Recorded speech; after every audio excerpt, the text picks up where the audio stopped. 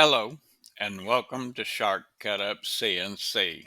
Today we're going to discuss a little bit about the naming structure of toolpaths when saving to the post processor.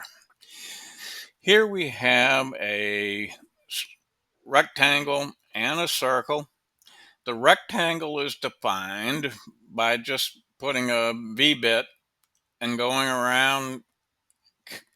Well, I'll tell you what, the easiest way to show this is to preview the toolpaths. There we defined it, cut the pocket for the circle, and then we got your part cut out. Those are the three toolpaths being used. Now, these first two, if you notice here in that little, as using the 125, and if I go to the pocket, it shows it's a 125, 1/8. But if I go to the part cutout, it's a 1/4 inch. Now, those are important. Now, if I go and I save these toolpaths, I have these three options. You can select each one individually, one at a time.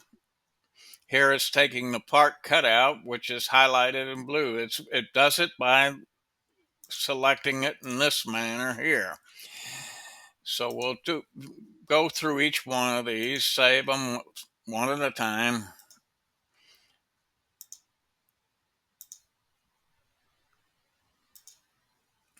And then the part cutout, save. Now you've got all three toolpaths saved to be used. I'm going to go ahead and delete these from the folder for the time being. You saw that they were saved. Now, we're going to use the second option. It says no visible toolpaths. That means you're not checked off here. It does not pick it up it picks it up off the visible. So I'm going to go ahead and select all of them. Here it's saying the visible toolpaths use different tools. And the selected post processor does not support tool change. One, I don't have a tool changer, so I know that. But it is true. There is one different toolpath, and it's this one here that uses the 1/4 inch. Now, if I uncheck it there, it will make use of those two to one file. So we'll go ahead and save that. Now, it's important here. It picks up the first toolpath name and uses it as a prefix. I will go ahead and save that, and I'll display it for you so you can see. Okay, never mind about the prefix. That's on the next one. Both of those toolpaths are combined to that one, and it's using the file name of the first toolpath. Now, you may not want that, so all you had to do is change this in here to give it the file name, let's say the first two toolpaths, first two, or something of that nature, and it'll give it whatever name you put in there for that. Now we'll go ahead and delete that one from the folder. And I'm going to close this, and I'm going to unselect my toolpaths. I'm going back to the post processor saving, and I'm going to select the third option. And I'm going to uncheck that group where possible. Excuse me. Now I'm going to select all the toolpaths. And of course, it says group where possible. If I look at this, I got 125, 125. It uses the same tool right there. So we can group those. So I'll go ahead and click on that checkbox. and it'll group those two into a single file.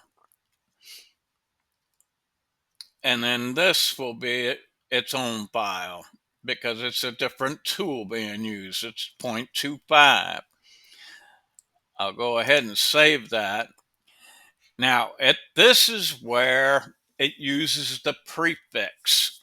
Anytime you use this third option, it adds a prefix in front, and usually that prefix is the first toolpath plus a number.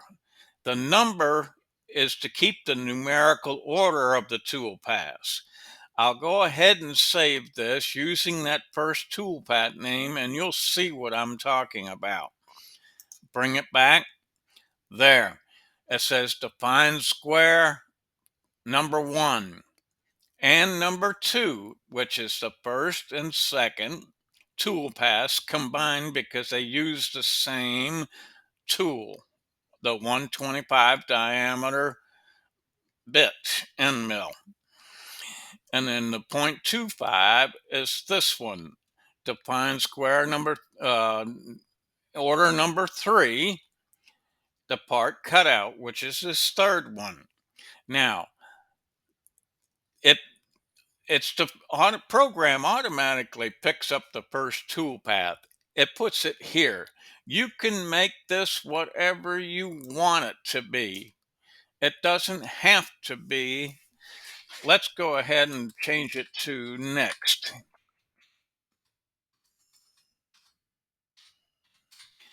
and save the toolpaths again. Bring it back into view, and you'll see that it picked up whatever I put in there. Next one and the second toolpath are combined together in this one file because we checked off the group where possible, which takes these two and puts them together in one file.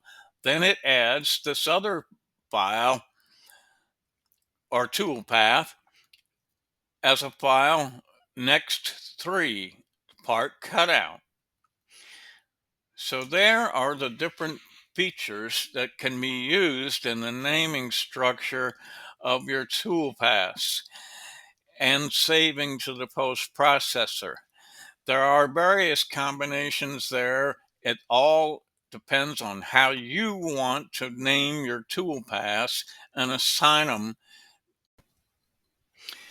Here's another method that some people have come up with using the prefix for your saving toolpaths on this third option.